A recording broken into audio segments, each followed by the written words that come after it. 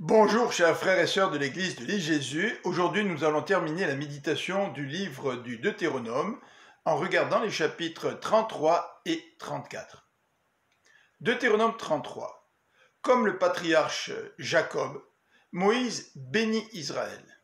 Cette bénédiction des 12 tribus est encadrée de deux parties d'un hymne qui célèbre la majesté de l'Éternel qui a donné sa loi à son peuple, dans les versets 1 à 5, et qui célèbre la bonté de l'Éternel envers Israël, dans les versets 26 à 29.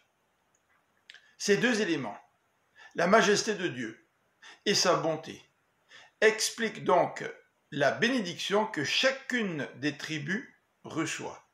C'est un Dieu majestueux et bon qui bénit son peuple par les paroles de Moïse. Notons la mention de la loi dans les 5 premiers versets. Cette loi est sans doute la plus grande des bénédictions que l'Éternel a données à son peuple, puisque, par son application, Israël vivra. Cette bénédiction de Moïse fait ressortir l'identité de chacune des tribus.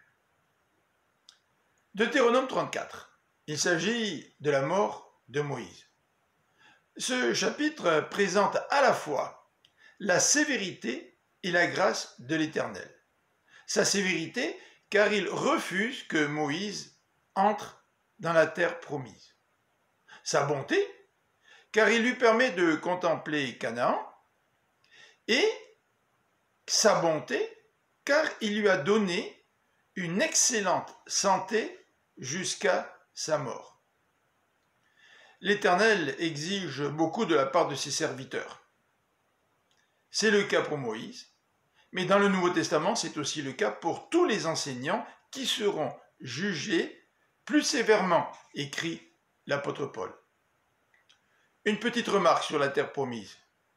Hébreux 11, versets 13 à 16, nous dit que tous les héros de la foi dont il est question dans le chapitre 11 étaient des étrangers et des voyageurs sur cette terre. Ils attendaient une patrie céleste que Dieu a préparée pour eux. À défaut d'entrer en Canaan, le Seigneur avait prévu que Moïse entrerait dans cette cité céleste où nous aussi nous aurons accès par la foi en Jésus-Christ. Que le Seigneur vous bénisse et je vous donne rendez-vous demain pour terminer notre semaine ensemble. À bientôt.